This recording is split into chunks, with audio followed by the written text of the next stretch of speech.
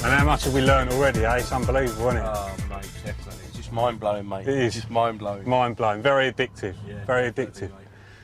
Welcome to part 2 of state-of-the-art underwater carp fishing. And what we're going to show you in this part, we're going to answer a load of questions that carp anglers have argued about for years. What does the line look like underwater? What do different lines look like underwater? When you're using a marker float, are you actually feeling what you think you're feeling? We all think we know what's out there, but are we really right? And we're going to show all of that in this part. Also, bite indication. When the fish picks the rig up an inch, do we get an inch of movement on the bobbin?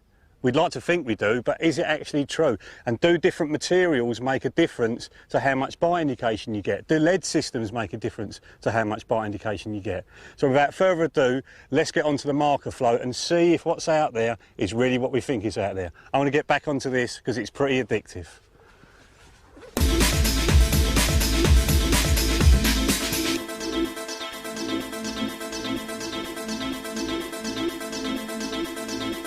Using a marker float is an essential part of modern day carp fishing, and it's something that I rely on heavily in my own fishing. Not just to find little spots out there on the bottom to put a hook bait, but to use as a marker to cast to and to bait up to, so I can keep everything really nice and tight and accurate.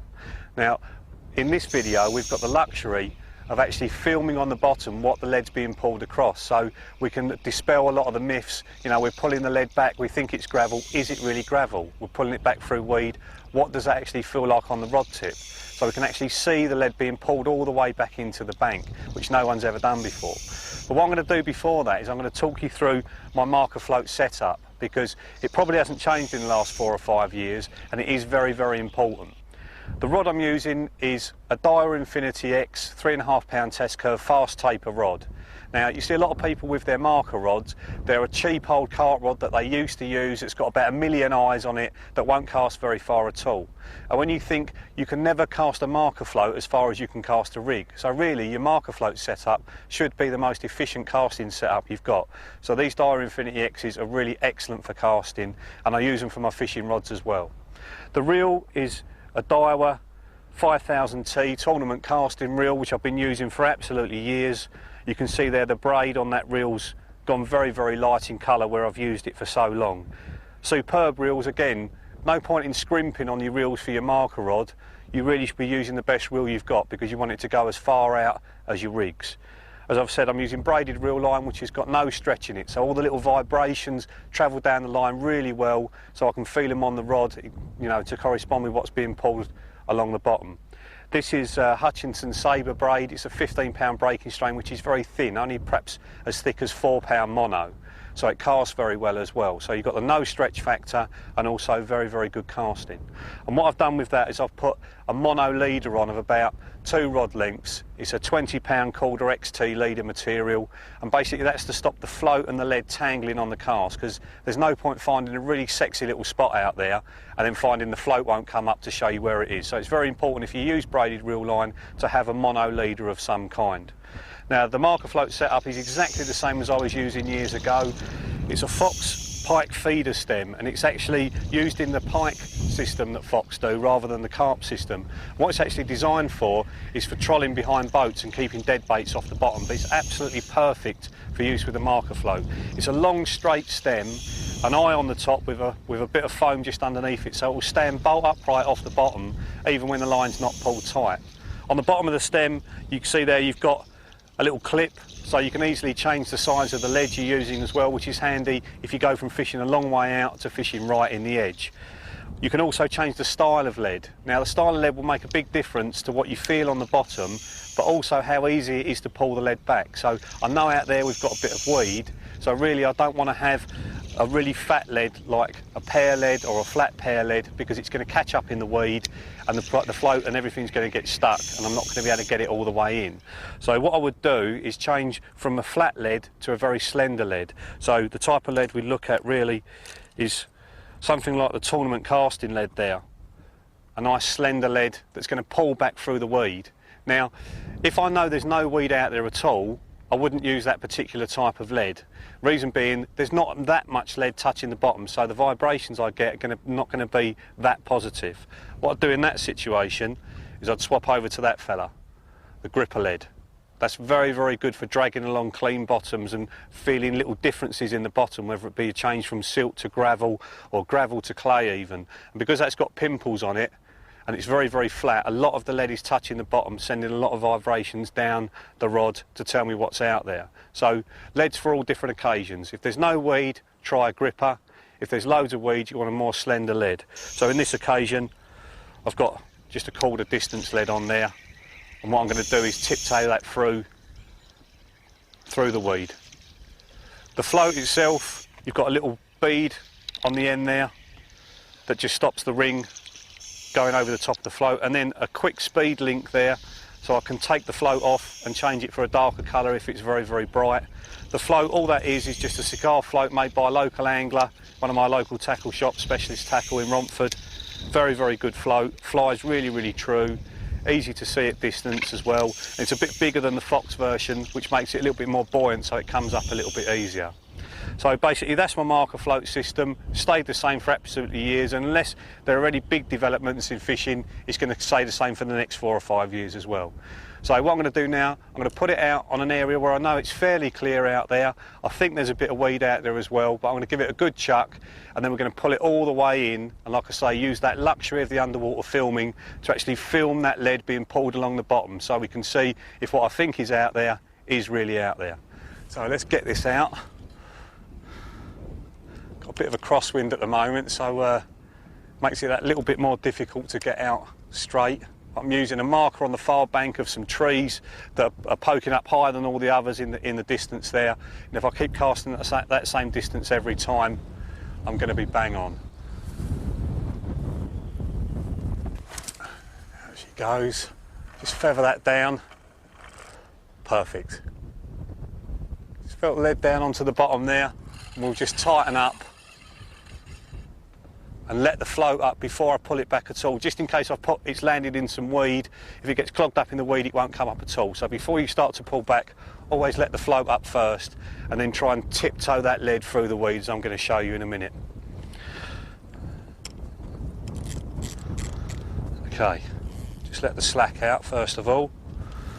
1, 2, 3, 4, 5, just keep looking out for the float. 6,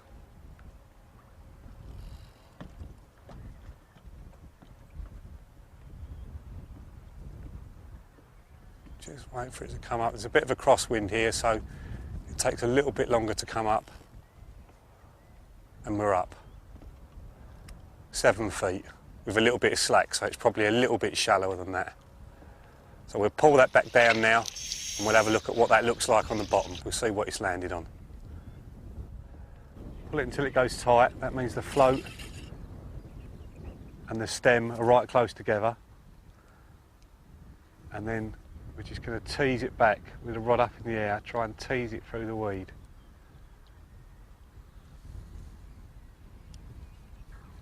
It's moving a little bit, but not a lot. Doesn't feel sort of like a silkweed, because that tends to clog things up. It's sort of pulling through. Feels more like Canadian pondweed out there.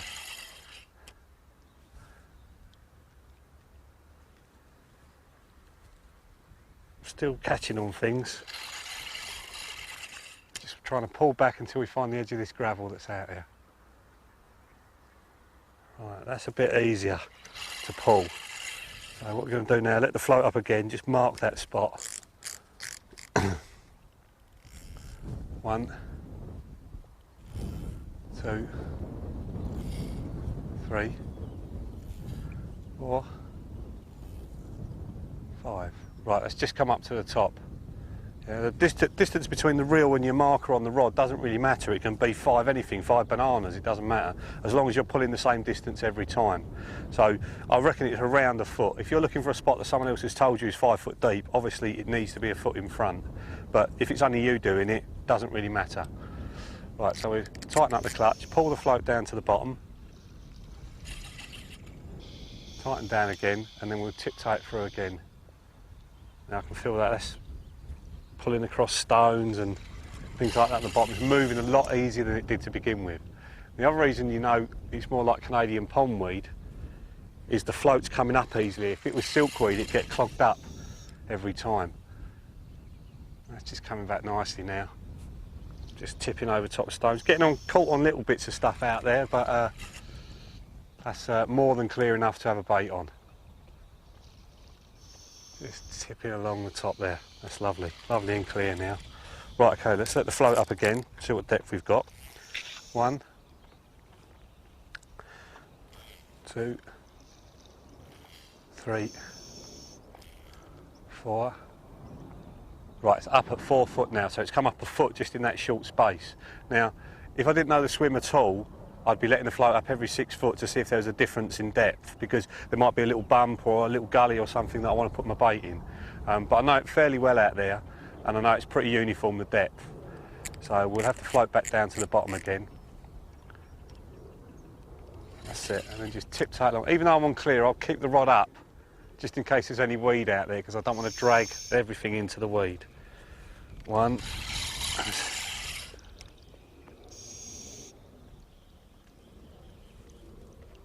That's lovely and clear out there. Or at least I think it is anyway. Important to keep an eye on the rod tip. Just see the taps on the top. Keep pulling it back. Still feels clear out there. That's lovely. Right, just caught on something. Let the float up just in case we're on the front edge of that clear patch. 1, 2, 3, 4. Right, it's just up, so it's 4 feet again. Pull that back down. Now I wouldn't really want to bait right in the middle of that clear patch, you know, because it's perhaps a bit obvious. So if we can find either edge of it, we want to be sort of on the outside.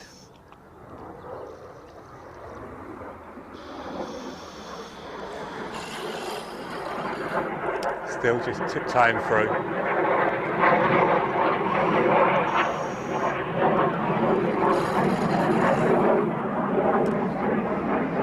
Another plane there from Bryce Norton, which is just round the corner. Something we're just going to have to put up with on the filming at the moment. Okay, feels a little bit like there's a bit more weed out there now, so we'll let the float up again. 1, 2, 3, 4. Right, same depth again. A little bit more weed, so we're on this side of the clear patch now. As I was saying, you don't really want to be in the middle of the clear patch, you want to be on the edges. If this was a lake that had never been fished before, no problem, put it in the middle of the clear patch. But now the fish have been fished there so much, they're going to be a bit spooky of picking up baits right in the middle of the open area. So if you put it on the side where there's a bit of cover, you've got a lot more chance of getting a bite. So we'll pull that back down to the bottom. Important to drag the float in all the way to the edge, just in case. That's pulling into a little bit more weed now. Just in case there's a really nice spot right in the edge. Still moving though, the float, so it's not solid. A mate of mine's had a real big hit recently. Caught more fish in a day than there's ever been caught from the lake he's fishing down in Kent. And that was all from a tiny little spot right in close, just under the trees. A place where most other people wouldn't have bothered to put a bait.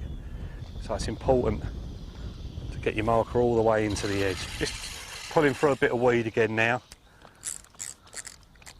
let the float up again. 1, 2, 3. Right, it's up at 3 foot, so it's now coming up into our margin. It's also important to get the float right into the edge, because you want to know what's in the margin, because that's where you're playing the fish. You know, if there's a horrible weed bed or a snag right in close, it's important to bring the float right under the edge, because it's better to find it with a marker float than find it with a fish. Just tiptoeing that through. I can see the float now. Really close in. I can actually see it, so it's only going to be like a foot and that'll be up to the surface. So we've gone all the way from 80 yards right into the edge, and the lovely thing about this filming is that we've actually got the opportunity to show you what that lead and float are being pulled through, rather than just guessing. So we'll have that out of the water, and then we'll have a look at that underwater stuff in a bit more detail.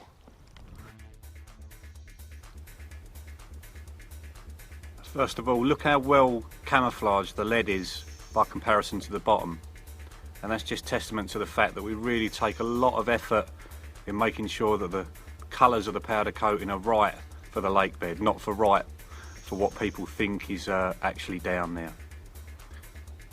Now this is the beginning of the cast. We're at the back of the clear spot, and you can see we've got plenty of Canadian out there. There's all debris being knocked off that Canadian as the lead's being pulled through it. And see how the lead's jumping long distances. I'm being really careful here to pull the lead back as slowly as I can, because I've got someone following the lead filming it. Yet you see the speed at which the lead is travelling across the bottom.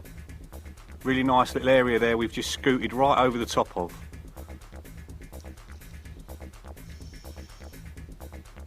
Now we're on to much more of a clear spot now. That's the bit that we'd be looking for. If the lake wasn't heavily pressured, then a clear area like this would be a great place to put a bait. But on those pressured waters, I reckon the edges of the clear spots are better. Even just slightly into the weed may be better.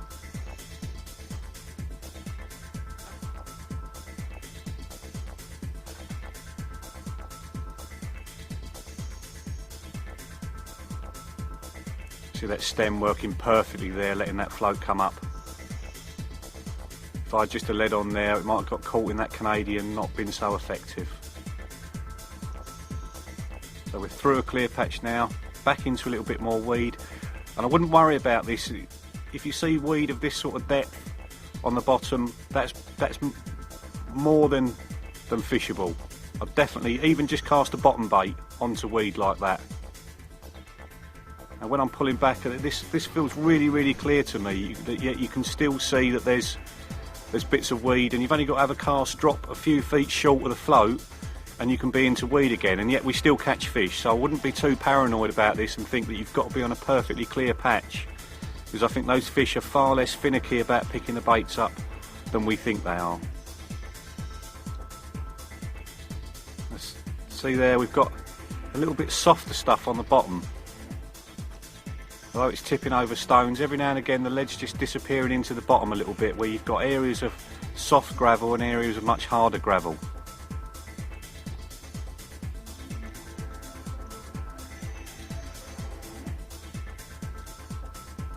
Always very important to have a decent sized marker float on as well, so that it does come up to the top fairly quickly. The further out you fish, the bigger and more buoyant the marker float's got to be.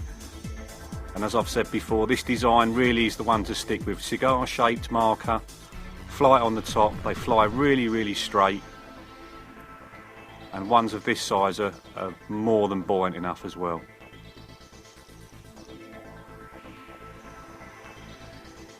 See, they're all just little patches of clear and then little bits of weed. You can see there as the lead was bouncing across the stones, touching stones. That's what we feel when the rod top's knocking. It's those stones on the bottom. If we're careful, we can tell the difference between a bit of sand and a bit that's actually got gravel on it. Notice how I'm holding the rod just a bit up from the reel there, so I can feel the vibrations through the rod more effectively. If you just hold the handle of the rod, then some of the vibrations will be muffled by the handle. So if you just hold the rod, you can actually feel that lead tiptoeing along. Keep an eye on the rod tip as well, just to see those little lumps and bumps as it's going along the bottom. You see there the stones sort of making the lead tiptoe along. And sometimes I find looking for that rough ground, if you fish just on the edge of it, that can be really, really productive. See how slowly I'm pulling things back, yet the lead's still moving pretty quickly. Still a good area to put a bait there. See that little bit of sort of stringy onion type weed on the bottom? That's absolutely no problem to present a bait in at all. Might be an idea if you're fishing over this sort of stuff, just to put a little dynamite stick on, just to cover up the hook so it can't get caught with a bit of weed. So even if small fish come along and disperse that stuff that's in the dynamite stick, at least your hook is still proud. So two advantages of using that, not just the fact that you've got bait around the hook. You can see the lead's moving back really easily, even though there's weed there, it's moving back really easily. And I think a lot of the time in the past I've been fishing areas which have not been as clear as I think they are. So the lead just catching a bit, and that's when the rod just sort of jerks backwards. It's not tapping along the bottom like it would there over the stones, it's just jerking back, but it keeps coming. And that's another signal that you're fishing in Canadian rather than in silkweed. In silkweed it just gets clogged up more and more and more around the lead, and then the whole thing just feels really heavy and you can't tell what's out on the bottom, and that's when you've got to wind in, chuck back out again. You see there the lead's disappeared there into the bottom. We're into a bit of softer stuff. Not really silt, it's just softer sand. And that can also be a good place to put a bait. If everywhere around it is really hard and you find a little bit of softer stuff, that can be a good place to put a bait as well.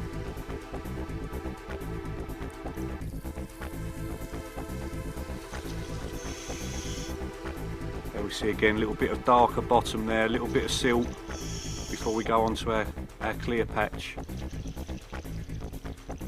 There's about 20 different spots we've just gone past there that I'd be more than happy to put a bait in.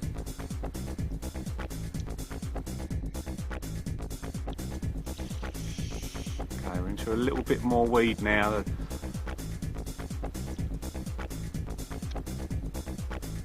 See, I've scooted over that clear area. I'm back into another bit of weed.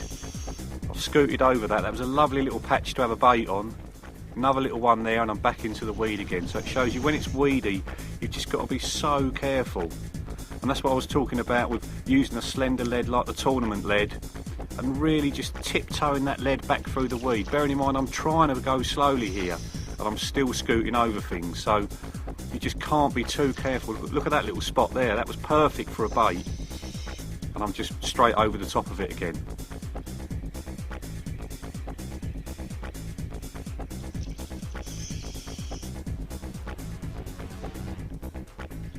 Deeper stuff that you wouldn't want to be putting a bait into. And now we're into a bit of silkweed.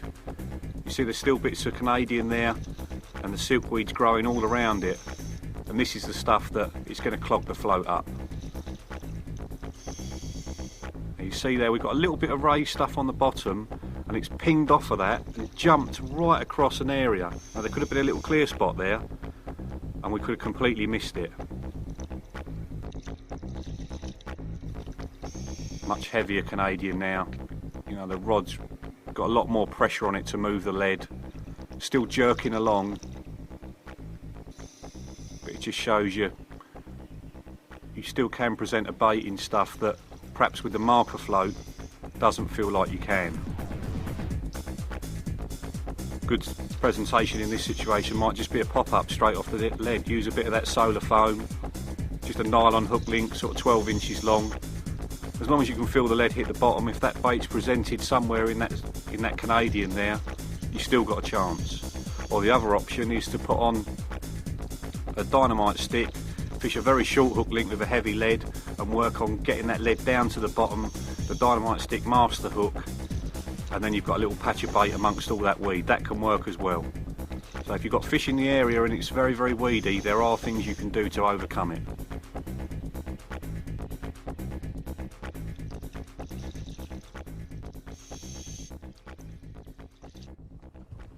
And there we go. That was absolutely mad there to see the lead being pulled along the bottom all the way into the edge. You know, and one thing I've learnt from that is to take your time.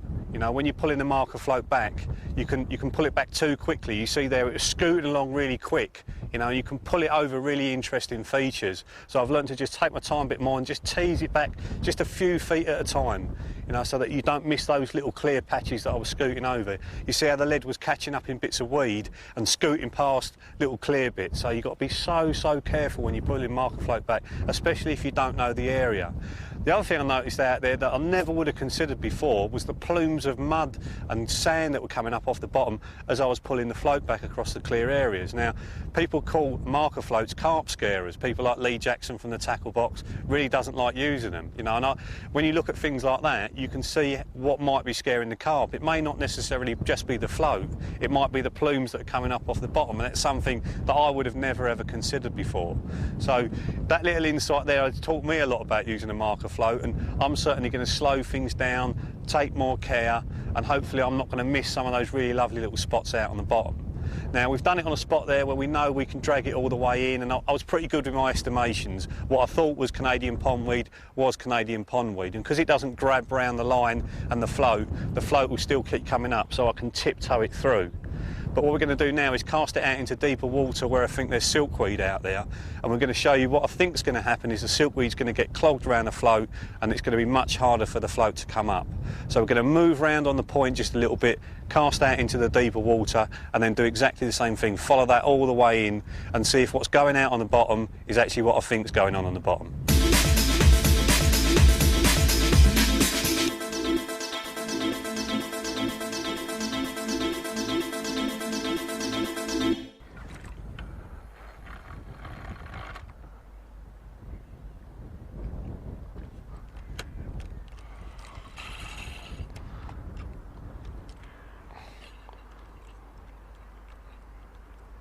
Now we just let the float up. 2, 3, 4, 5, 6.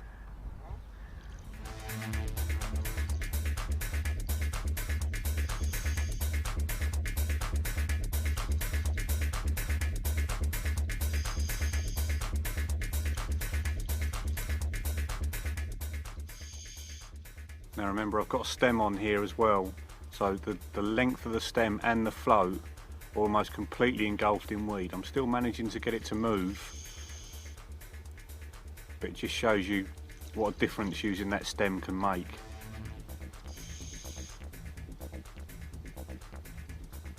And this is what I mean about the silkweed grabbing around the float, and the fact that if the float won't come up using one of these stems, then the weed's too deep really to present a standard bottom baiting. We've recast again, slightly closer in and slightly less silkweed.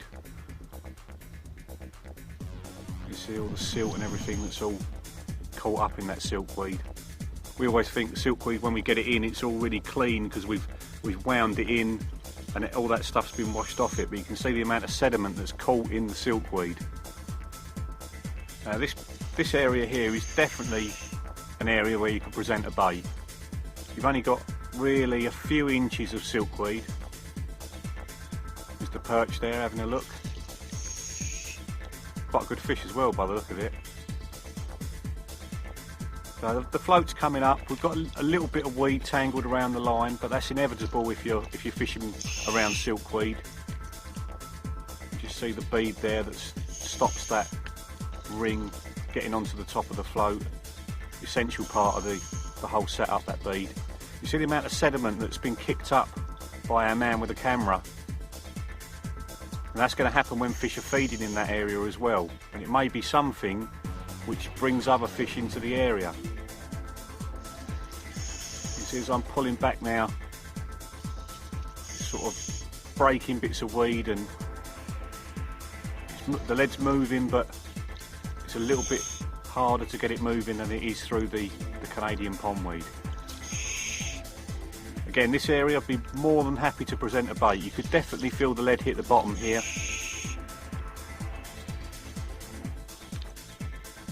And you've only got perhaps 2 or 3 inches of silkweed.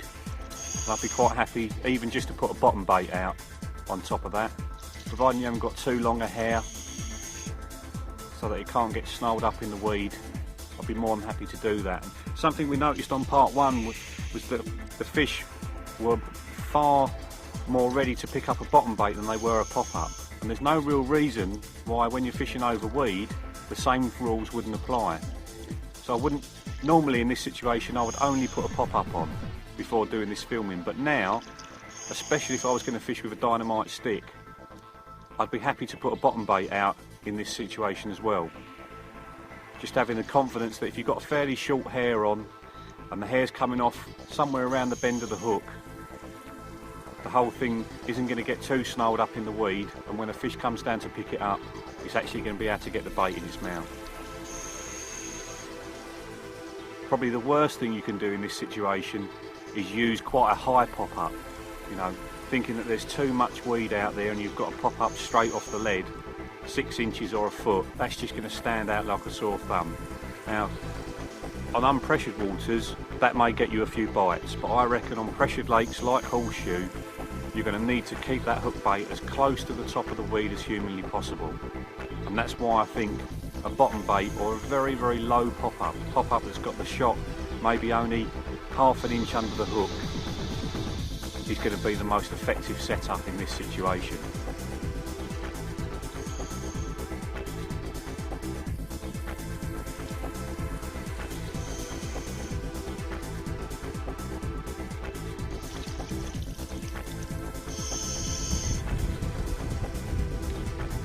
Just pulling through the weed just feels like a constant weight on the line. I'm going to try and let it up again. My sort of barometer for putting a rig out there is if I can get the float to come up with that little stem on, then it's worth putting a rig in that area if that's where the fish are. 4, 5 foot, so it's come up is a little bit shallower. So it is somewhere that I put a rig, but really what I'd want to do is cast around, because it seems like there's silkweed everywhere, is leave the float up now, cast around, just keep casting around, feeling the lead hit the bottom, and if the lead hits the bottom and it feels really hard, leave the rig there, rather than keep pulling it back, because once the lead and the marker float are engulfed in weed, even if I pulled it across a clear spot, it would still feel like weed because there was so much caught round it already. So when you're fishing over sort of silkweed, it's better, if you can't find a clear spot straight away with a marker, to leave the marker out there as a point of reference and just cast just a lead, no rig at all, just cast the lead around until you feel it hit the bottom and it feels really hard. Sometimes if you want, you can even, if it feels that good, you can even pull back just with the lead. And if it feels clear, you can clip the line up, whack it back out in the same direction with your rig on, feel it hit the bottom, and then bang, you're fishing. You know, so a marker float doesn't need to be dragged through the swim in every single situation. Sometimes you can just use it as a point of reference.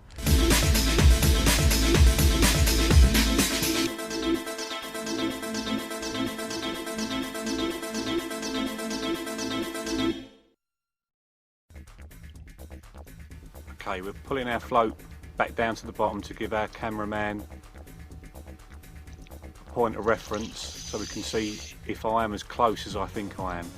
Perfect little spot, this one, for having a bait on. A little bit of weed, a little bit of soft sand on the bottom. Absolutely perfect for placing a bait.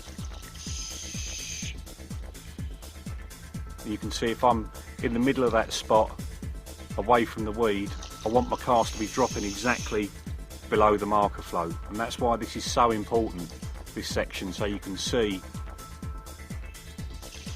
just how close I am. Now there's the float, and we see it a fair way away from it. It's got to be 3, 4, maybe 5 feet back towards the bank is the pop-up. We're using a bright pop-up straight off the lead just so we can see the difference between the two. And you can see there we've just hooked under the line there, coming off the marker float. The hair's just hooked under that line. And that's got to be a good 4 or 5 feet short. And that cast actually landed just behind the marker float.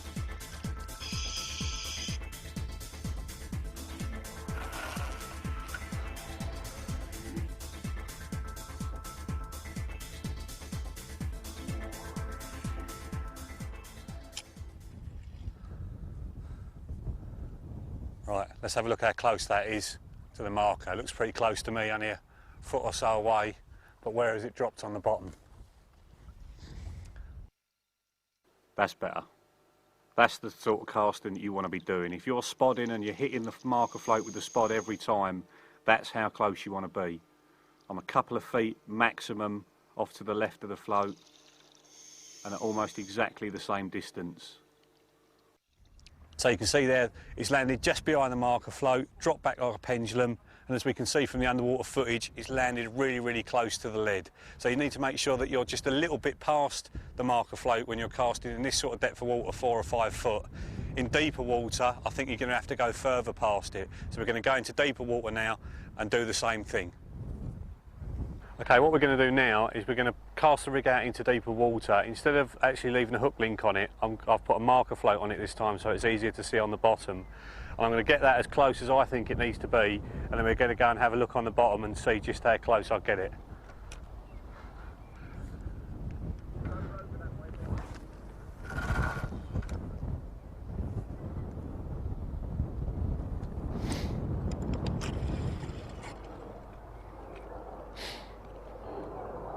Okay, I think that's about right. Let's have a look on the bottom.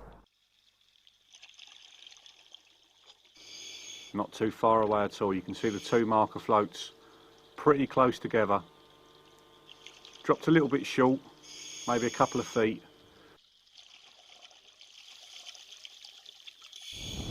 So that was pretty good. I've got the 2 pretty close together and I'll be more than happy with that in a fishing situation. What we've done this for is to illustrate that the deeper the water, the further past the marker float you have to cast. So in the other spot where it was only 4 foot deep, a couple of feet past was enough to get it very, very close.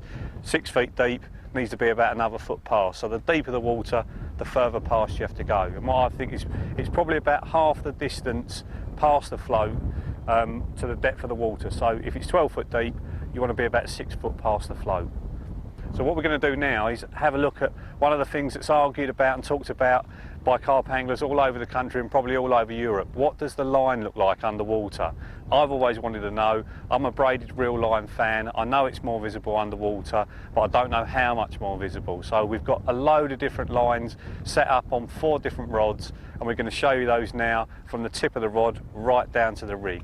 And then after that, what we're going to do is show you how to disguise some of those lines with flying back leads and with back leads as well.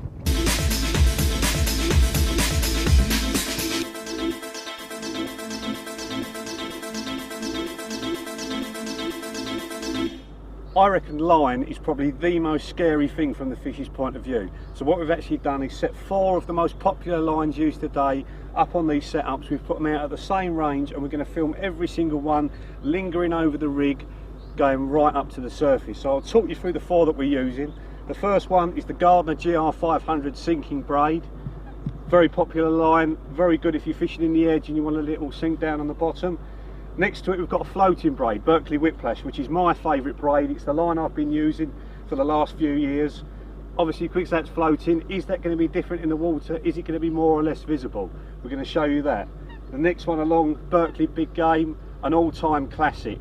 Clear Big Game has probably been used by more carp anglers than any other line. And then next to it, the brand new X line, the fluorocarbon, which is said to be almost invisible in water. So we're going to test that one as well.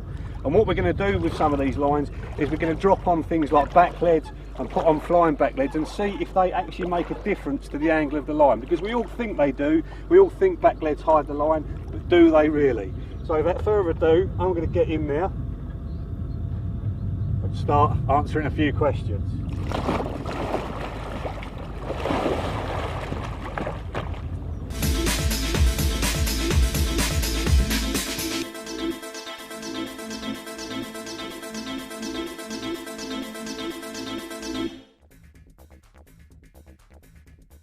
Okay, now the first thing to notice straight away, look at that hook. Look how the hair has wrapped around the hook just once on the cast. It's just tangled around that hook once. Now you still get a bite from this, but I think having those 2 so close together could actually stop the hook going in properly. So using something like a bit of PVA to tie the hair up so it can't tangle on the cast, well worth doing.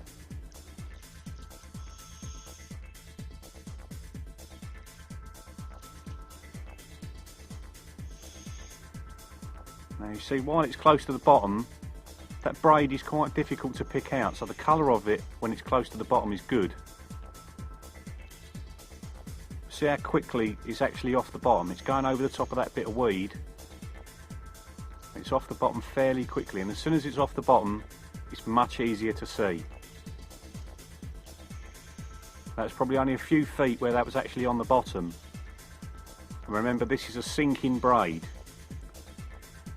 So in the past, I think myself and a lot of other people would have assumed that a sinking braid is sunk down on the bottom for a fair distance out to the rig.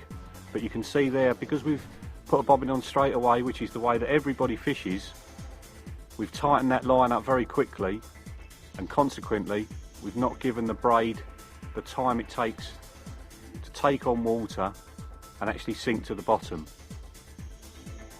So if you're using sinking braids which are padded out with polyester, which is basically Dacron, if you're using one of those, then you really need to slacken off and let it sink down to the bottom for quite a while before you put a bobbin on. And obviously you want to be using the lightest bobbin you can, because by putting a heavy bobbin on, you're almost certainly going to tighten that braid back up again and lift it off the bottom.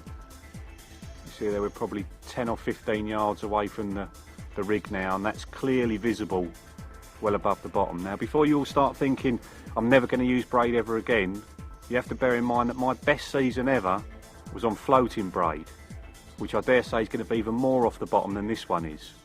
So we have to take that into account, that having the line off the bottom and visible like this does not stop us catching fish, because if it did, I wouldn't have caught anything while I was using braid, and I caught loads of fish on it.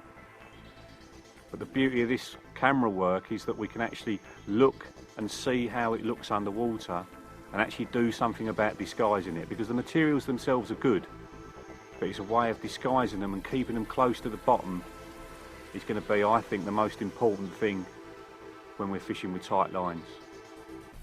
Remember as well that we're looking down onto this braid as well, so we've got the light from above shining down on the braid, and as we move around on the angle, you see now how it looks different from how it looked above. So if the fish is approaching that braid at the same sort of depth, it's going to be harder for it to see than if it's coming from above it when that braid's off the bottom. When it's close to the bottom, I thought it was fairly well camouflaged. And you see there from the side as well. You have to remember as well that we're only inches away from this braid. So if you've got a fish approaching the baited area from several feet away, are they going to find it as easy to see it? Okay, we're going to have a look at my favourite braid now, the Whiplash floating braid from Berkeley. And like I said, it's the one where I've had my best season ever, and we'll see how much of that's laying on the bottom and what it actually looks like off the bottom.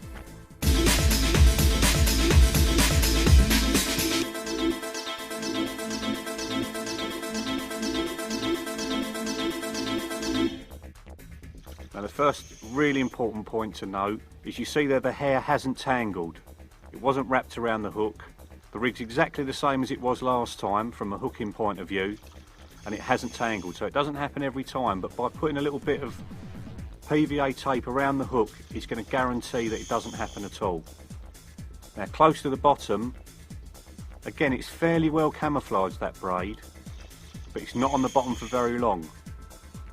6-8 feet maybe, and then it's off the bottom, and when it's off the bottom it's easier to see. Now obviously we can see that clear as day, you know, and if we were a carp we wouldn't be in that area now. But you've got to bear in mind that I've had some massive hits using this stuff in the daytime as well, so the sight of the line in most situations maybe isn't as important as maybe this shows. At the end of the day, we don't know exactly what the carp's eyesight is like, and we don't know if they can see as much as we can see. But this stuff's got no stretch in it at all. It's got fantastic bite indication. It's really, really good to cast, and that's the reason that I use it. And you see there, when it was close to the bottom, it was quite difficult to see, but now it's off the bottom, it's that much easier to see. And that's why I think it's important to use something that keeps the braid close to the bottom as much as possible. Again, when we've moved around the angle, you see now we're next to the braid or even underneath the braid, and it's a lot harder to see. Again, we're only inches away from that braid, So of course we're going to be able to see it. So the first way of keeping the line really close to the bottom is obviously a back lead. So we're going to slide that down, I'm going to put it out as far as I can, and we'll see how much of that's laying on the bottom and what it actually looks like off the bottom.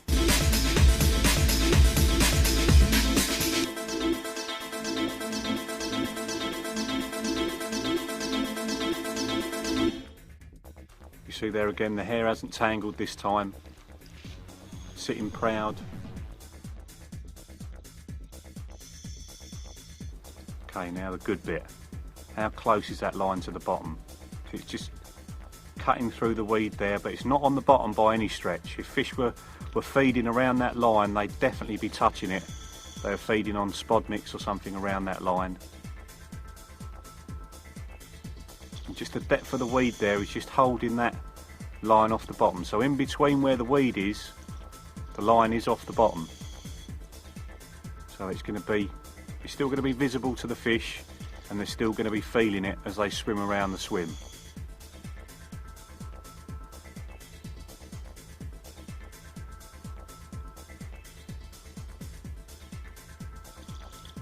Now I think the braid is definitely closer to the bottom this time than it was before, but it's certainly not pinned tight to the bottom, which is what we always like to think happens with back leads.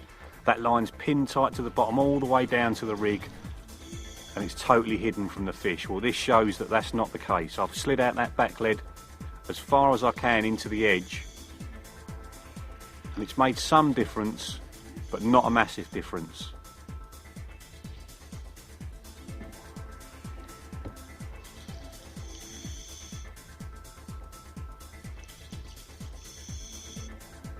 Can be an advantage with braid. You see where it's off the bottom there for a fair way.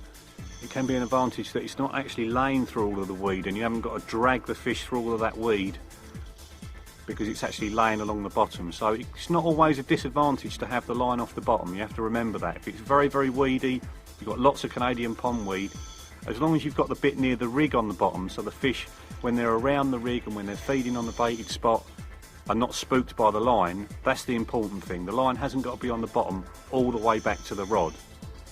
It doesn't make a difference, I think, if the line's off the bottom 60 yards away from the baited spot. That's not going to spook fish in your area. And bearing in mind we're less than a foot away from the line here, you know, a third of a yard away from the line. Of course we can see it, but I think if we were 6-8 feet away from the line, I think it would be a lot harder to see it. And that's why I think a lot of the time we can get away with it. The fish approach the baited area, the line close to the baited spot is on the bottom. They haven't seen this stuff because they haven't come from that direction, so consequently they're not as spooked.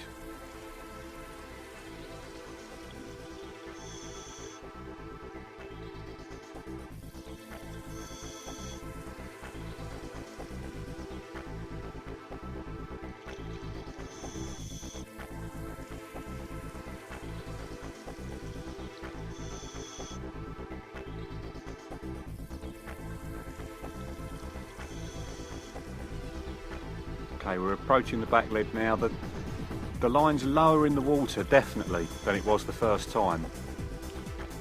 But it's not laying right along the bottom, as perhaps you would have expected.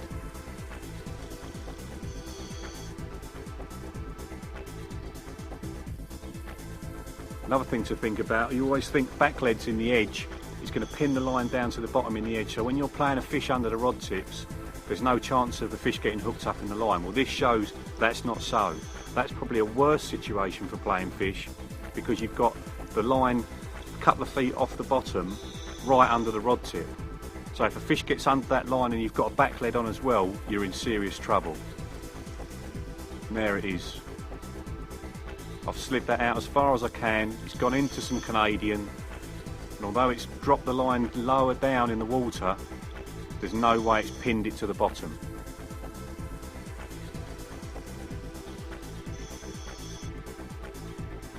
I'm certainly not saying don't use back leads ever, but just consider, is there anything in between the back lead and the rig? And if there is, chances are it's going to hold the line off the bottom. I know from personal experience, if a fish gets caught up in a line that's got a back lead on it, you really have got problems. And I've had to open the bow alarm and dragged the other line in with the fish, and I've been in a real mess and had to cut all the braid off and start again.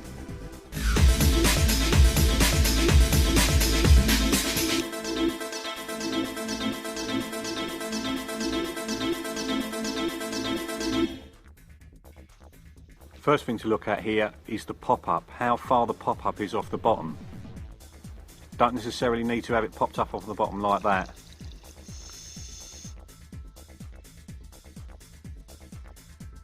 Now the floating braid's fairly close to the bottom here, still going over the top of the weed, and there's areas where it's a few inches off the bottom.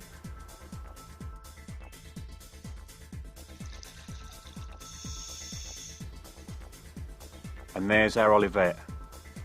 The non-toxic olivet I've put on there, that's gone back maybe 8 or 9 feet and just pinned that floating braid down to the bottom for that last bit. But even where you've got weed on the bottom, you can still see that it's holding the braid off the lake bed. There's nothing really we can do about that. I think a flying back lead's the best thing you can do to hide the line near the rig. And I think whether you're using braid or whether you're using mono, I always think you should have one on.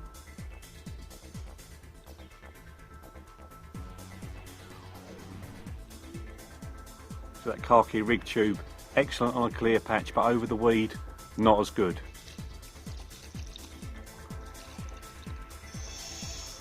That floating braid, remember that the last time with the floating braid it was off the bottom almost instantly.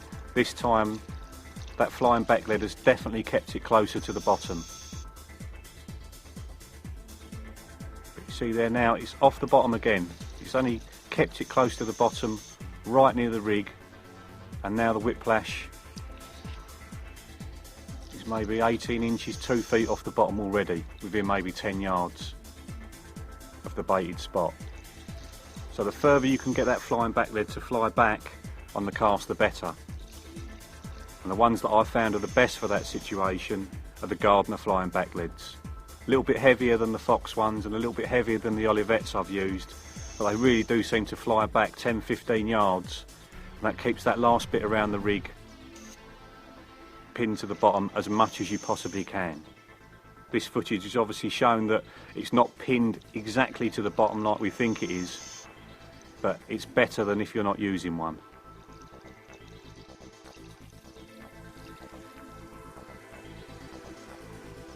Okay, now we're going to look at some monos.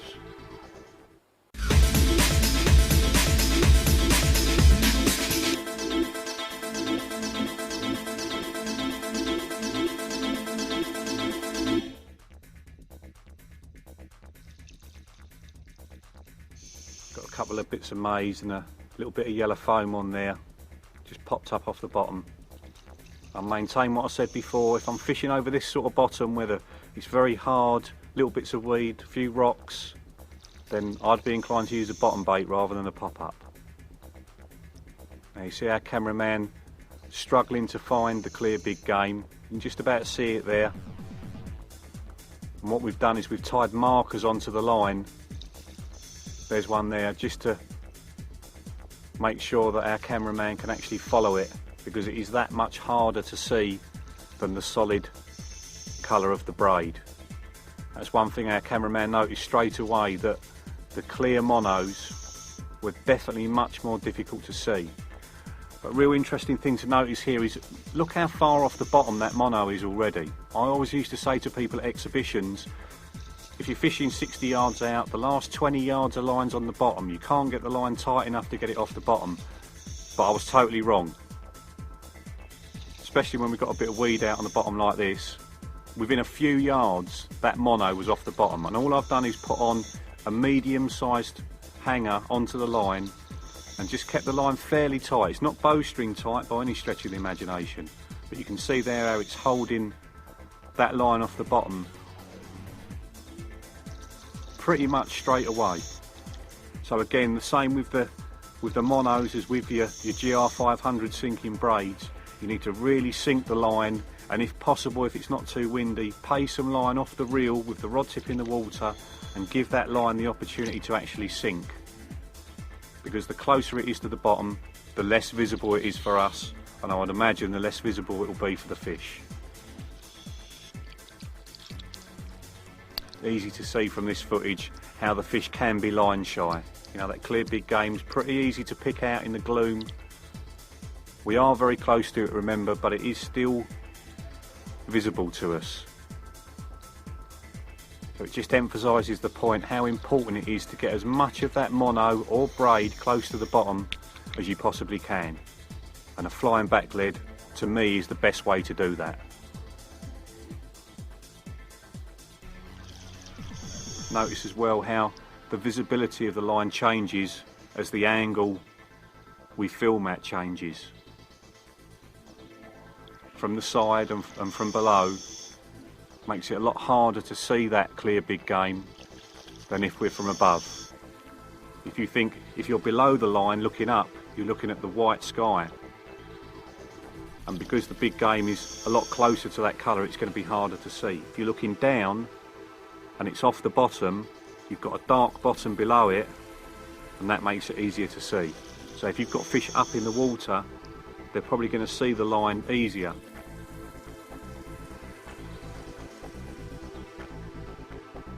Right, now let's move on to the latest line to come onto the market, the X-Line fluorocarbon. Stuff that I used in part 1 of the video that I thought performed really well.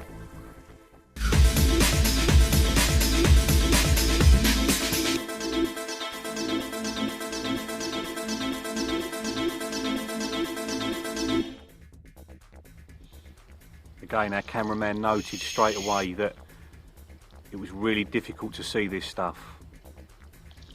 We've still put the markers on there again, just to make it easier for him to follow.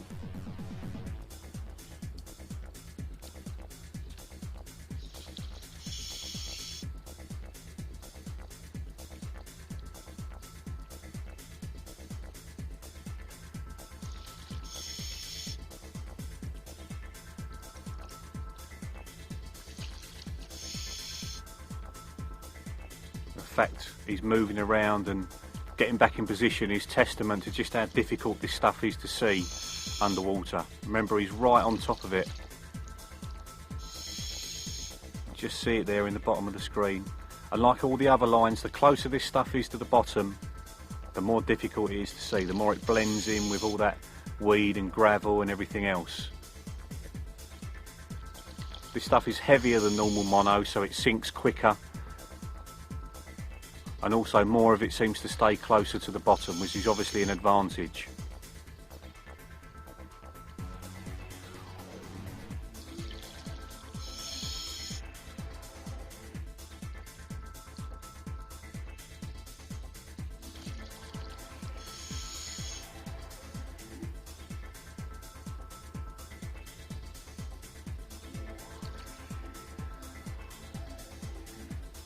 Even with such a heavy line, if we've got a bobbin on there and we've got some weed on the bottom, it's still holding that line off the bottom. There's just nothing we can do about that. And now I actually fish, when I'm fishing with the X-Line, I still use a flying back lead with it. After seeing this footage when we first filmed it, I went over to flying back leads for all my fishing. And I've never really looked back, to be honest.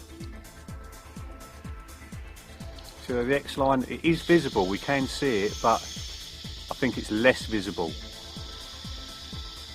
than the big game. It's a bit more wiry, this line, it's a little bit harder to cast. It seems to have good abrasion resistant qualities.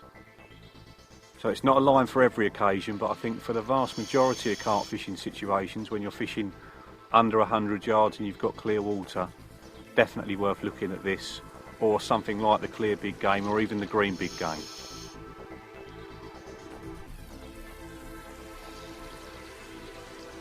Notice how this line's more easily lost in the gloom. 6-8 feet away from where we're filming, it disappears that much quicker.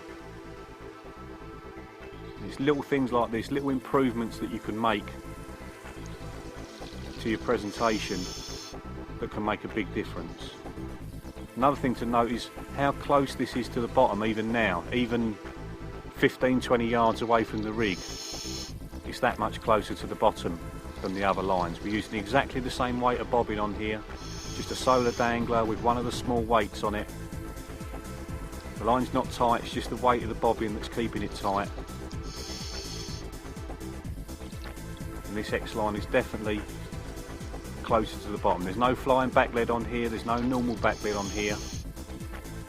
And yet all that way back is still closer to the bottom. Not on the bottom because the weed's getting in the way, but certainly closer to it.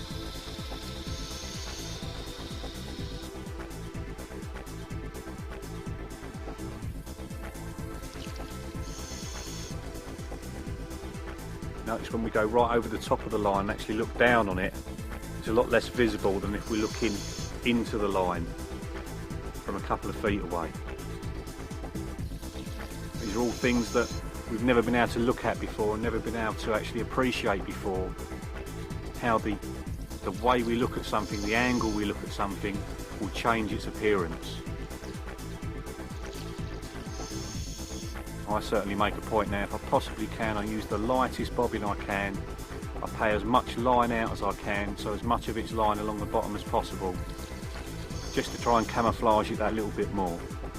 And the other advantage of that is you're less likely to hook up on a fish as you're playing it than you are with stuff like the floating braid that's right up off the bottom. The closer the line is to the bottom, the less chance of picking one of your other rods up when you're playing the fish. So whatever you do, if you're using a sinking braid or a mono, pay as much off as you can and use as light a bobbin as you can. And not only is that going to disguise everything that little bit more, but there's going to be less likelihood that you're actually going to pick up one of the other lines. One of the situations I found where I couldn't do that was over at Sandhurst Lake in Surrey, because there's so many weed beds out there. It's holding the line off the bottom in between weed beds, and there's just nothing you can do about that. Just one of those things, you have to grin and bear it, and when you get a bite, because you've got lines running right through the swim, sometimes it's better to just wind the other rods in, get the guy in the swim next to you or the guy you're fishing with to wind the other rods in and get them out of the way so there's no chance of picking the other line up. But fortunately that was quite an extreme situation. And fishing in between weed beds like that isn't something we always have to do.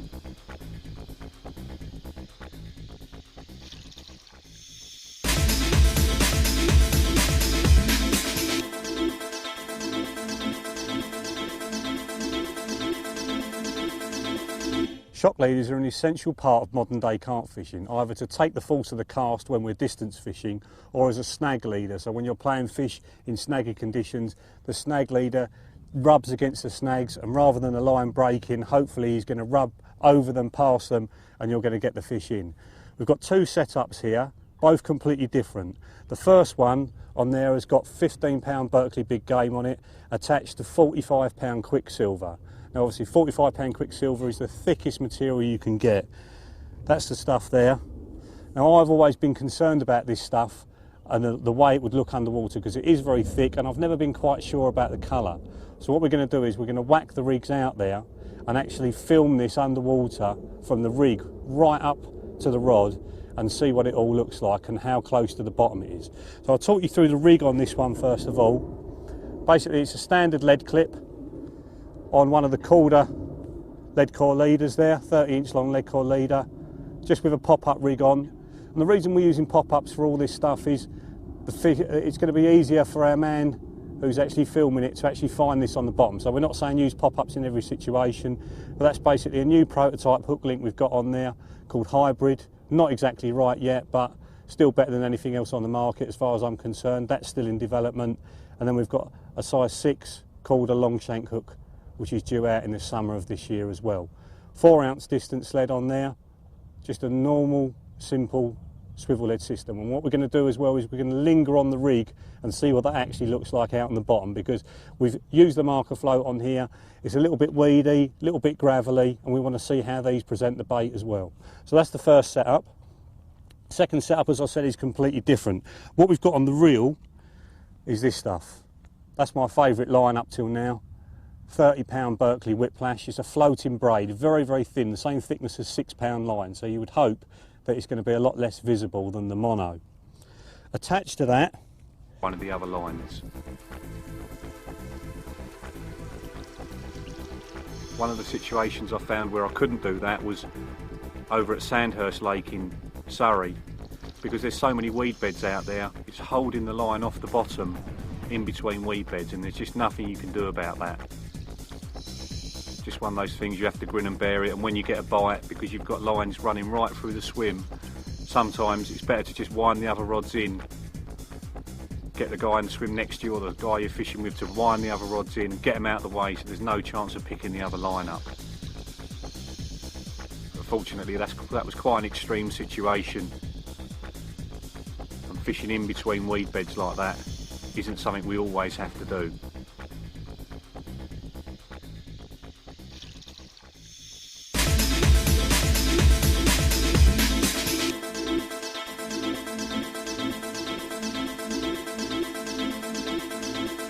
Shock leaders are an essential part of modern day carp fishing, either to take the force of the cast when we're distance fishing or as a snag leader. So when you're playing fish in snaggy conditions, the snag leader rubs against the snags, and rather than the line breaking, hopefully he's going to rub over them, past them, and you're going to get the fish in. We've got two setups here, both completely different. The first one on there has got 15-pound Berkeley big game on it, attached to 45-pound Quicksilver. Now obviously 45-pound Quicksilver is the thickest material you can get. That's the stuff there. Now I've always been concerned about this stuff and the way it would look underwater, because it is very thick and I've never been quite sure about the colour. So what we're going to do is we're going to whack the rigs out there and actually film this underwater from the rig right up to the rod and see what it all looks like and how close to the bottom it is. So I'll talk you through the rig on this one first of all. Basically it's a standard lead clip on one of the Calder lead core leaders there, 30-inch long lead core leader, just with a pop-up rig on. And the reason we're using pop-ups for all this stuff is it's going to be easier for our man who's actually filming it to actually find this on the bottom. So we're not saying use pop-ups in every situation, but that's basically a new prototype hook link we've got on there called Hybrid. Not exactly right yet, but still better than anything else on the market as far as I'm concerned. That's still in development. And then we've got a size 6 Calder long shank hook, which is due out in the summer of this year as well. 4-ounce distance lead on there, just a normal, simple swivel lead system. And what we're going to do as well is we're going to linger on the rig and see what that actually looks like out on the bottom, because we've used the marker float on here. It's a little bit weedy, a little bit gravelly, and we want to see how these present the bait as well. So that's the first setup. Second setup, as I said, is completely different. What we've got on the reel is this stuff. That's my favourite line up till now. 30-pound Berkeley Whiplash. It's a floating braid, very, very thin, the same thickness as 6-pound line, so you would hope that it's going to be a lot less visible than the mono.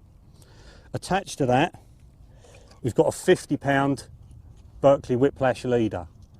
Apologies for the state of the spool there. I don't know if you can see, but I've used that loads of times, and the leaders I've actually used and not needed anymore, I've wound back on and just held them in place with tape, rather than just throwing that stuff away. So we've got a floating main line attached to a floating leader. Now the Quicksilver stuff is floating as well, but the mono, the big game mono, the green stuff, that's not floating. So we want to see whether that's going to affect how the floating braid actually sits on the bottom. So we're going to whack these both out now. The water's about 4 to 5 foot deep, and we're going to go out about 60 yards, which obviously isn't as far as we would go if we were distance fishing, but it's a pretty good representation of how much of this line is going to be on the bottom, if any. So let's whack these out now and then have a look down at the rig end.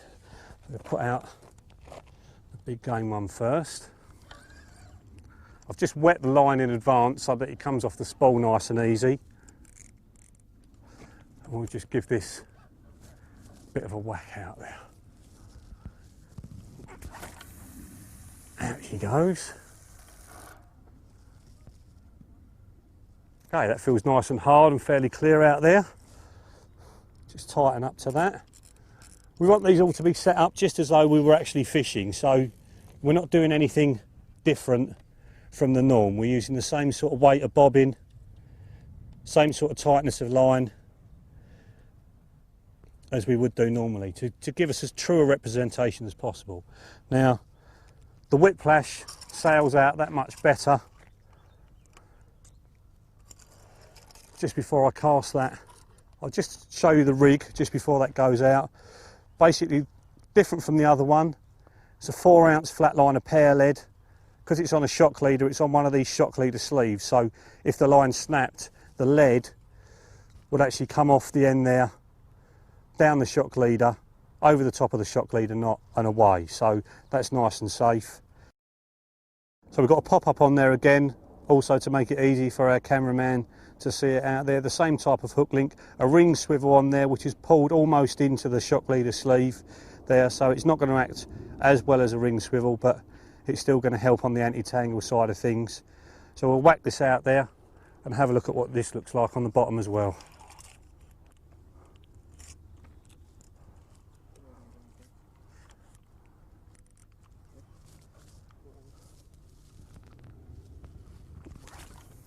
Hear that much smoother off the spool, the braided reel line, sails out there nice and easy, donk, and that feels nice and hard on the bottom as well. So we're happy with those two from a fishing point of view, but are they as perfect on the bottom as I would like to think they are? And what has actually happened to the line? So let's just set that up, just make sure that's not too much over the top of the other one.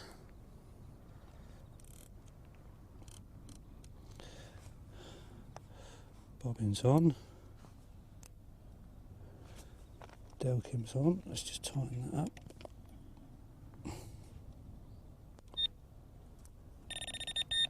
That's on. Same sort of tightness on both of them.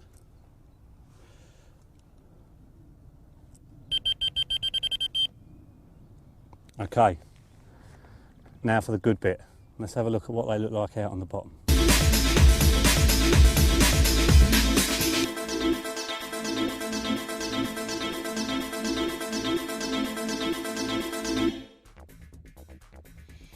So first thing to note is how far that swivel lead has penetrated into the bottom there. Half of it showing, half of it not. We've cast onto a slightly softer bit of sand, and that's helped us, that's helped disguise the rig. See the colours of the clip and the rubber and everything blend in pretty well. What we've got on this time is a ready-made lead core leader off the back of that. Notice how far that pop-up appears off the bottom, how unnatural it is, how different it is from the free offerings that would go out there. They'd end up somewhere like where that lead is. And from this sort of filming I've learnt to come away from pop-ups in that situation and only perhaps use them when I'm fishing with single hook baits. See how close the lead core leader is to the bottom there. Now we're on to our Quicksilver shock leader. Now this is the thickest stuff that I think you can possibly use, and look how well it blends into the bottom.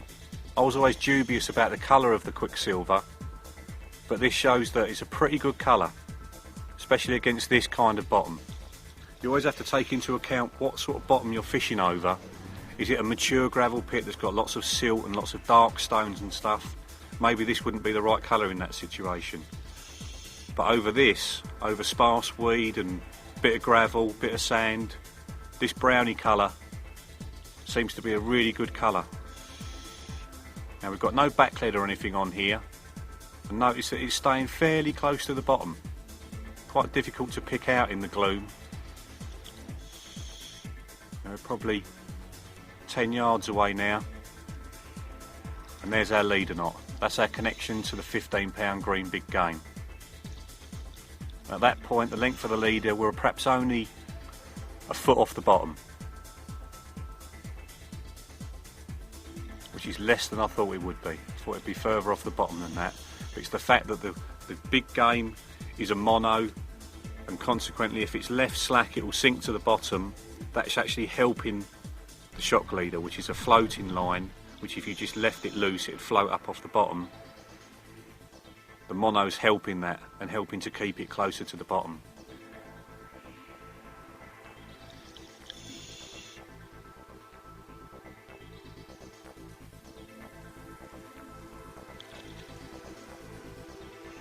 Now I think the green big game is pretty well camouflaged into the gloom there. Quite difficult to pick it out.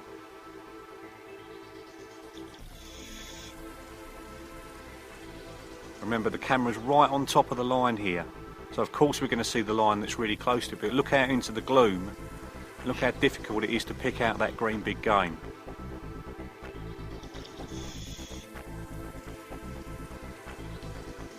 I would say even that the green is better than the clear in this situation. Harder to pick out than the clear. Obviously I'm not a carp, so I don't know for certain which one's going to be the best out of the two, but just from my opinion, I would have said the green disappears into the gloom that little bit better than the clear does. I think as well you definitely have to think about what your lake is like and what the bottom's like and how clear the water is, and use lines that are going to suit that. So if the bottom's very dark, you want to use a dark line. You know, if the bottom's very light like this, then a clear line or a lighter green coloured line like this I think is going to be an advantage. And of course if you're using a fluorocarbon like the X line, providing you can get it close to the bottom, so paying some off and using a flying back lead, I think that's going to be very effective whatever the situation. Notice how the green big game, once it gets off the bottom a bit more, it seems to be picking up the light a little bit more and looking a little bit whiter rather than greener. And we're well away from the rig now, so I think it's possible, yes, you could spook fish in this situation with this line, but I think it's less likely because you're quite a long way away from the rig now. Now remember, we can't use a flying back lead in this situation because we can't be confident that the back lead's going to get over the leader knot and off the end of the line if the line breaks when you either cast or when you're playing a fish. So you've got to think about that. Is the flying back lead going to stop the lead system from getting off the end of the line if the line snaps?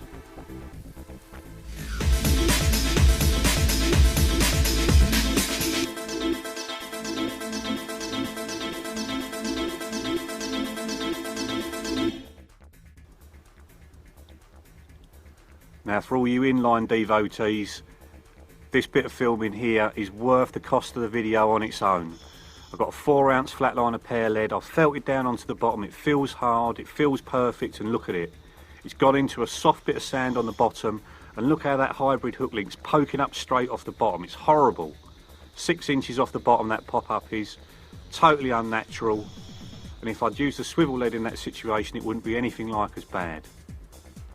Now we're straight onto our 50-pound whiplash leader. You can see close to the bottom again, it's fairly well camouflaged.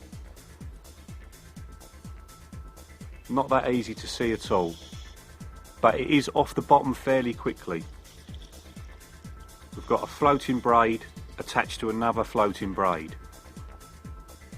You can see there straight away it's off the bottom, and the dark green colour of the whiplash is pretty visible.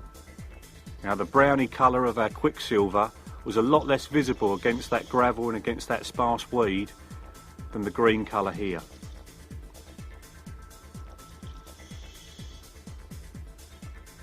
This would be a good combination to use if you're fishing abroad or it's very snaggy and you want the line off the bottom really quick. This would be the combination. And there's our leader knot. That's 50 pound down to 30 pound, and you can see how the 30 pound is lighter in colour because I've actually used it. And that happens with all braids because what they're made from won't accept colour. After a period of time the colour will be lost. It only just sits on the surface of the braid, it doesn't penetrate right inside, and that's why it's important to carry on colouring up your braid. So once it lightens up in colour, you just strip it with a marker pen and just put a bit of colour back into it. And I think a browny sort of colour like the quicksilver, those sort of shades of brown are the colours to actually use.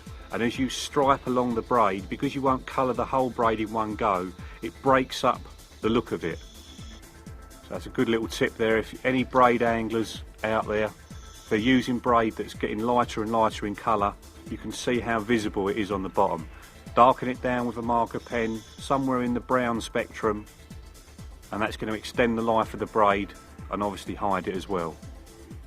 I'd say if you can find a flying back lead which will go over the leader knot, that would be a perfect one to use with this sort of setup, because you want to pin that last bit down on the bottom if you possibly can. You don't want it to be off the bottom this much. But once we're away from the rig, behind the flying back lead, we might want that line to come off the bottom fairly quickly because it's snaggy or weedy, and when we lift into the fish we want that line to come off the bottom as quickly as possible. So we're dragging the fish back through mid-water, not dragging it along the bottom of the lake.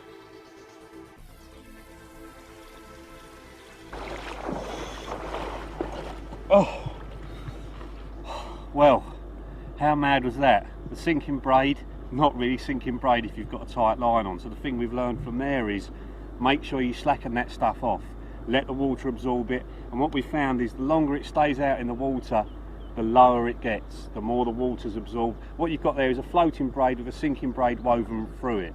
So the sinking braid takes water on, drops the floating braid back down. So the longer it's out there, the lower it is on the bottom. Backleading as well. Backleading didn't make a difference on that one when the line was tight, and the same with the floating braid. Now, this is my favourite line, you know, and to be honest, I'm amazed I've caught as many fish as I have. Obviously, it doesn't make as much difference as what the cameras have just shown, because that was clearly visible. You know, yeah, I've been catching loads and loads of fish on it. So that's one I'm going to persevere with, but the flying backlead thing didn't go really back far enough, and this filming we've used as much as research and development as we have to actually put in the video. So my brain's buzzing for new products that I can design that actually pin that line down on the bottom, because those sliding backleads don't come back far enough. Next one down, the big game, pretty good, I have to say, pretty good. More of it's on the bottom because it's heavier. So that was pretty invisible as lines go, and we could see there was a definite difference between the monos and the braids for how much of it was actually on the bottom, but not as much as I thought it would be. At exhibitions I've been saying to people, oh, if you're fishing 60 yards out, 30 yards of it on the bottom, you can't get the line tight enough to get it up off the bottom. It's not true. A lot of that line was through mid-water, you know, it was only the last few yards, and we haven't got heavy bobbins on, we're not fishing super tight, but even so, there was still quite a lot of it off the bottom. So one of the things I've learned with all this stuff, other than the floating braid, is to pay a bit more off, let it sink down to the bottom, and then put your bobbin in. And then lastly, but very means not least, the X line. We had to put so many bits on that line, so many fluorescent markers so the diver could see it. That's obviously the least visible of the lot. So the job they've tried to do, I would say they've succeeded on. It's not invisible, I don't think anything ever will be, but it was certainly better than all the others. And obviously, as I've said, it's a more wiry line, it's not going to cast as far as other lines, but if you're fishing it up to sort of 100, 120 yards, you know, if I can cast 150, I can probably get this 120. So for most normal types of fishing, definitely worth a look if the fish are line shy. So what we're going to do now is spin two of these rods round into deeper water. We're going to put one mono rod out, one floating braid rod, and see if the deeper water affects the angle of the line. Does the water pressure push it more down on the bottom? It's weedy out there as well. Does the weed hide the line? Some people say, oh, I can use braiding weed, it's no problem, the weed hides it for you. But is that actually true? So what I'm going to do now is get out of this wet stuff, get those rods round on the other side, and we'll start looking at the angle of line in deeper water.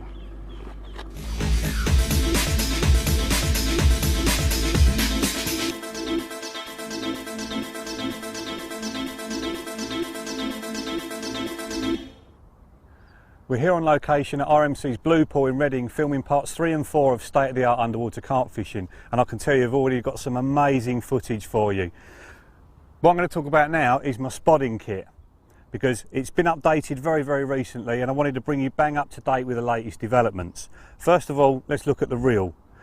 Daiwa Emblem Pro just come out on the market, and these have made a real difference to my spotting because of the retrieve on them. My old reels, the Daiwa 6000Ts, took about 120 turns to wind in 100 yards.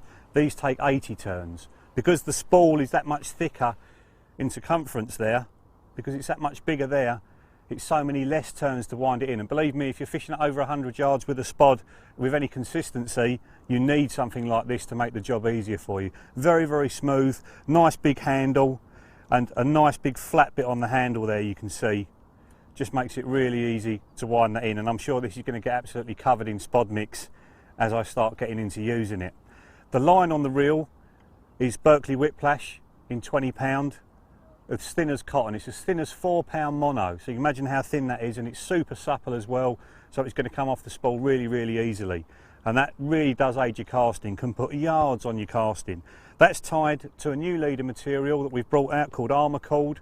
That's in 30 pound, very thin for the breaking strain, very tightly woven and very good abrasion resistance. We've actually designed it for fishing places that are really snaggy, like Chantico out in France, where the fish are pulling you through tree stumps and all that sort of thing.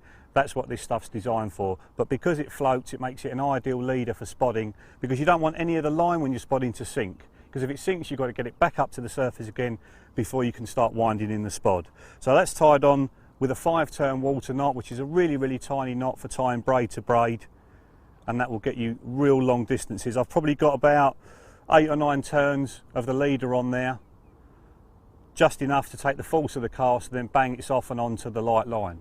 Now the rod is also something special.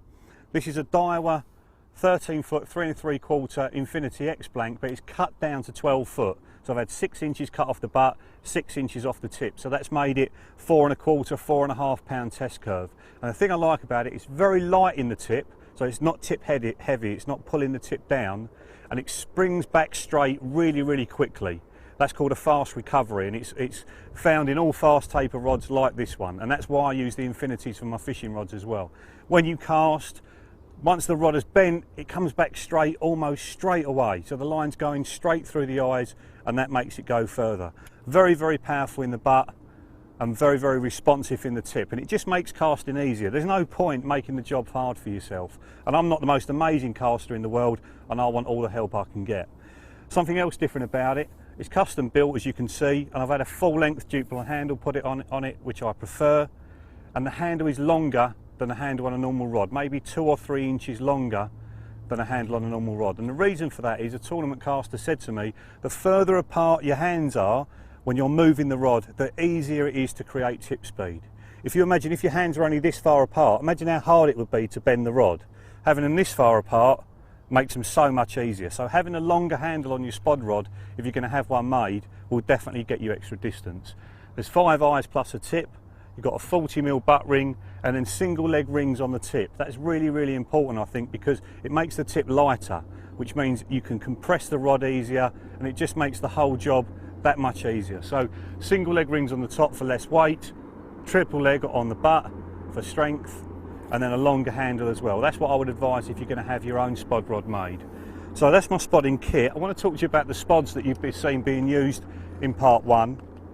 It's the new Skyliner spod which I've designed, and it's got a lot of unique features that you won't have seen on spods before, and I'd like to talk you through them. So first of all, a bright luminous nose cone. And now the plastic is actually injected with that colour, so it can't scrape off, and because it's injected with air as well, it makes it very, very buoyant.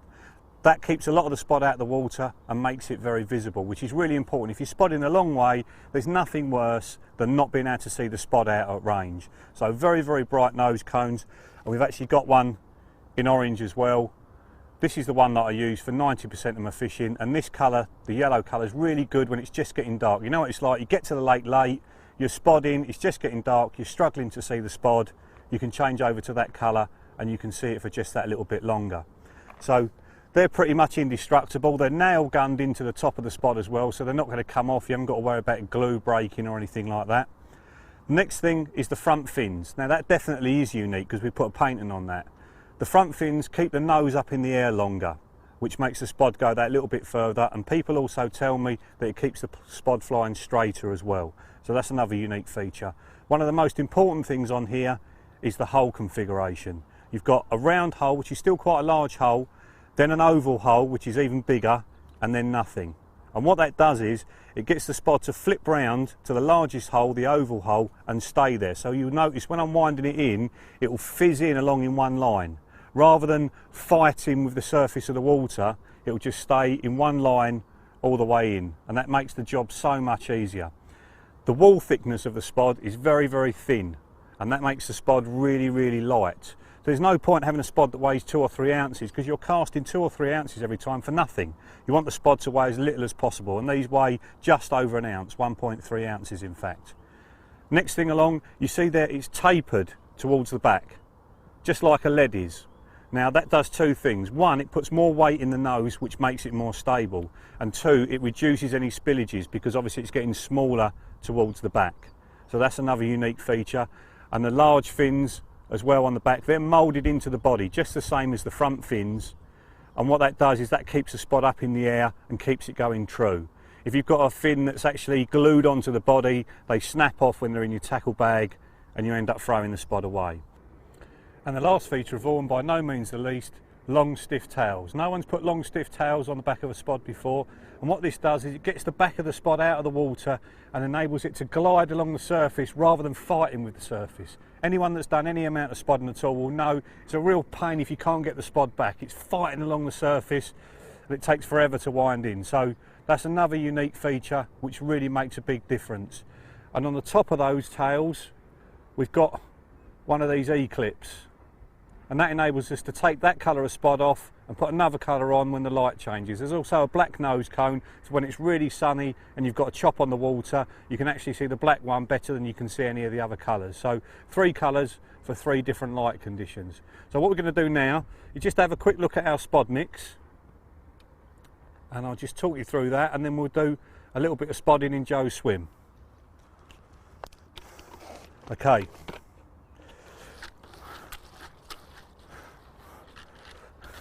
That's the stuff that I favour, mainly hemp, a little bit of maize in there, a few maggots in there, live and dead ones, chopped up mainline boilies, fusion or maplate are my 2 favourites, and a few pellets as well to stodge it right up. But believe it or not, that isn't stodgy enough at the moment. So what I'm going to do is add a little bit of this stuff to it. That's the Dynamite Amino Black ground bait. Any ground bait's excellent for it, but I like this because it darkens the whole thing up and gives a really nice dark cloud in the water, and that's the key to it.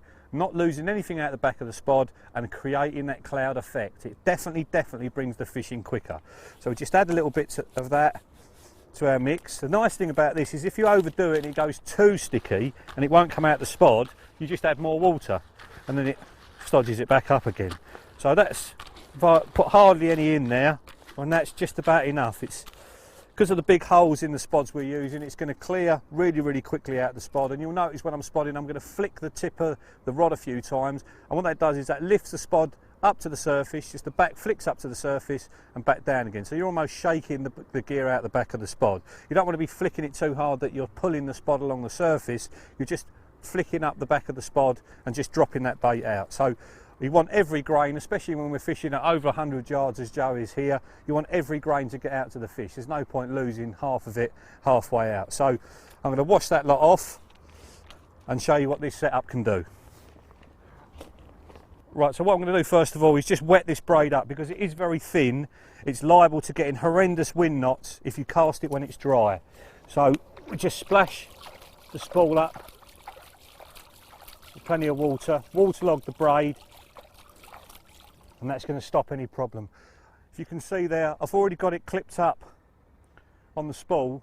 That's clipped up just past the gap, well over 100 yards out, and that's where Joe wants that bait dropped, just on the back of the bar out there. So it's clipped up. I always fish against the clip. Once I've got the range right, I put the line in the clip. When the spod is right next to the float out on the surface, I put it in the clip, wind it back in, and then every cast is going to go the same distance, and I want to drop everything as close together as humanly possible. So, you know, even though we think we're dropping it on a dustbin lid, at that range it's going all over the place, it really is. So the more accurate you can get, the better. For now I'm just going to put it in the gap, roughly in the middle of the gap out there. I've got no marker float out, so it's important to get everything where you want it to be. You don't want to be turning round, picking stuff out of the spod and then going back to the water. You want it all to hand, so you can go straight down into the bucket, fill up the spod just with that hand. I see other people using this hand to fill the spod up with. That's no good at all. You get out of a rhythm. So just push it down into the spod with your left hand and then whack back out again. So just fill that up against the side of the bucket. 2/3 fill it. Don't want to go any more than that, especially if you're going for range, because it'll wobble about too much. The drop wants to be the same every time, about half the distance of the rod, so roughly down to the spigot, and I just use a nice smooth backwards and forwards stroke. Rod up in the air, hits the clip, and then just laying it down on the surface. And it was what I meant about the flicking. You give it a couple of flicks, just bob the spod,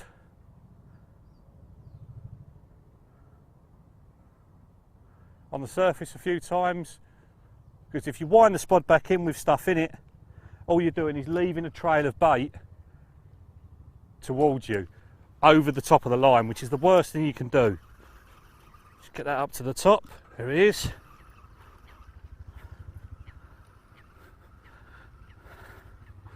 And once he's out of the water, if you keep your winding roughly consistent, he will just fizz along the top of the water there. And you'll see the drop, he's just coming up to my hand, like that, into the bucket, nice and quick. Fill it against the side of the bucket, same sort of distance. Grip the rod really hard right along the butt, and out she goes.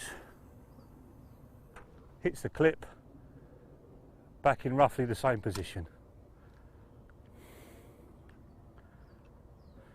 Perfect spotting conditions here at the moment because we've got, what breeze we have got is off our back, so it makes it real easy work.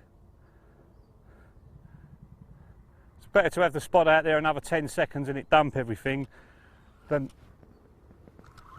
be winding back stuff through your swim, because the thing we've learnt from all these videos where we're fishing in front of the cameras is you've got to be your side of your baited spot. You do not want to be in the middle or past your baited area, because you've then got lines running through where the fish are feeding. These are really solid, these emblem reels. Like I say, very fast retrieve, very solid gearing, and they're going to last you a very long time. It's worth spending a few extra quid on your spotting equipment, because at the end of the day you can never spot as far as you can cast a baited rig. So really this setup should be your most effective. Just fade that a little bit to the right, onto the clip again, and laying it down at the same distance every time along that bar. And flick it up off the surface. There he is, up to the top.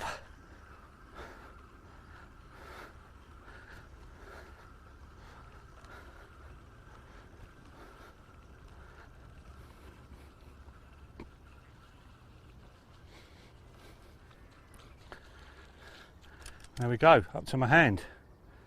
And that's it.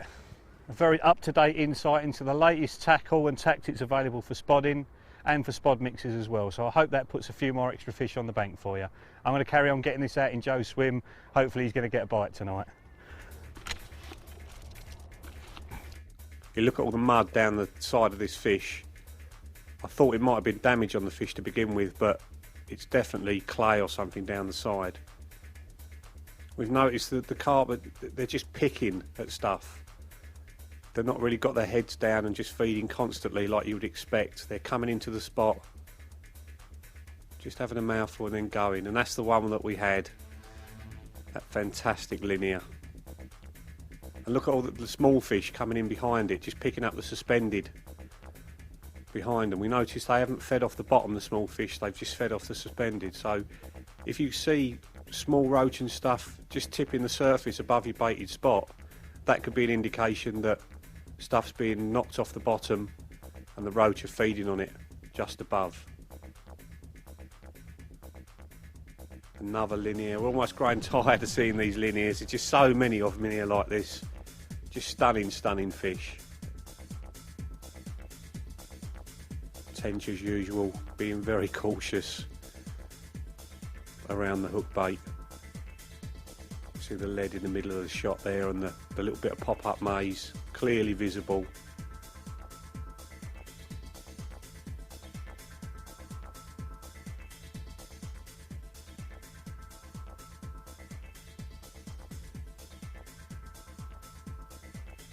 See those roach and rudd in again, just picking up all the suspended as the tench and the carp feed on the bottom. Now he's definitely realised something's wrong with that, and the one straight behind it. And I really do believe it's because these fish are preoccupied on the spod mix. There's so much of it gone out there now, all those fine little seeds and pellets on the bottom. Even 2 bits of maize like that just off the bottom is just too startling for these tench. And I reckon if we move over to just a single bit of maize on the bottom with the smallest hook we can, we'd be catching a lot more of them.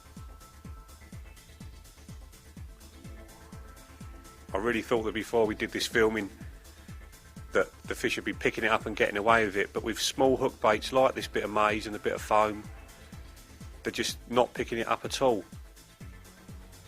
just avoiding it completely.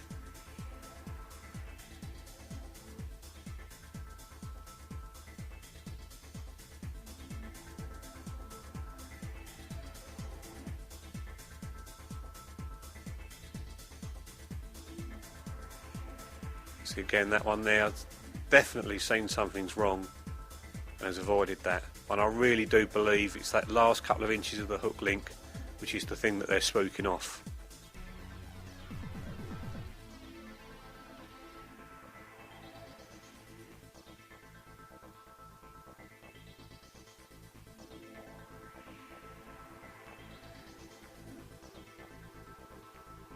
Notice in this particular shot as well, the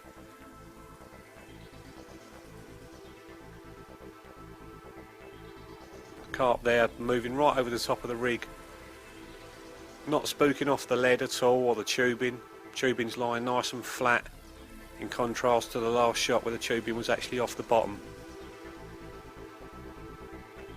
Just fortunate here where we've landed on a bit of the clear patch where it's getting slightly deeper, so the tubing's just lying nice and flat down the slope. These fish still feeding all around the rig, but just not picking up the hook bait.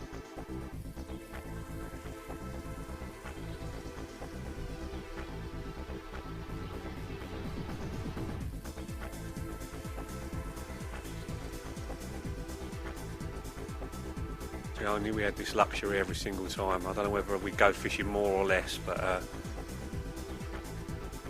certainly makes you think.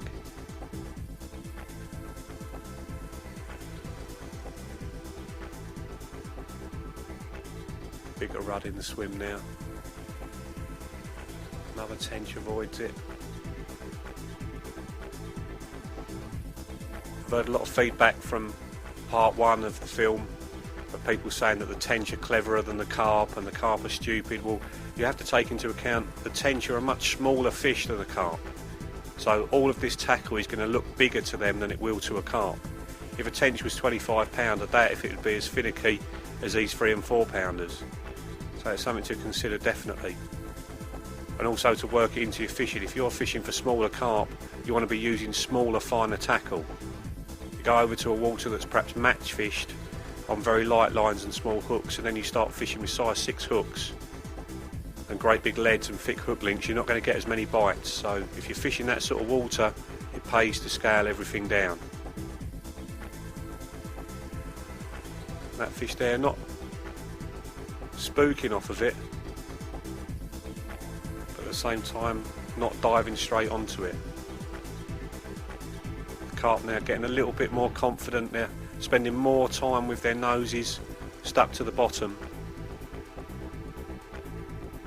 It's worth noting how close their nose is to the bottom of the lake, the carp and the tench. You have to bear in mind that I've got the split shot just underneath the hook here, so it's only the height of the hook plus the hook bait off the bottom, and yet that's still too high in this situation. So if you are using small seeds, if you are spodding, then I would recommend that a bait hard on the bottom is going to get you more bites.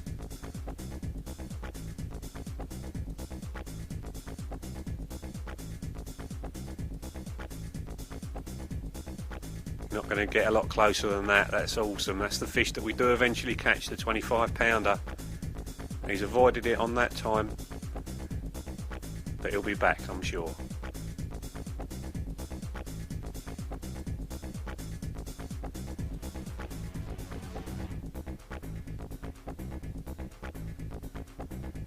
See the fish there just feeding right over the top of the rig, missing the hook bait, but certainly not spooking off the lead or off the tubing.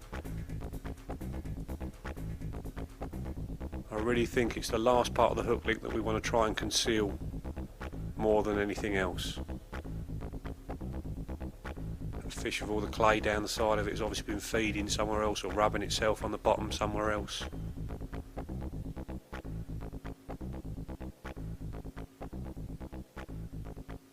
got him.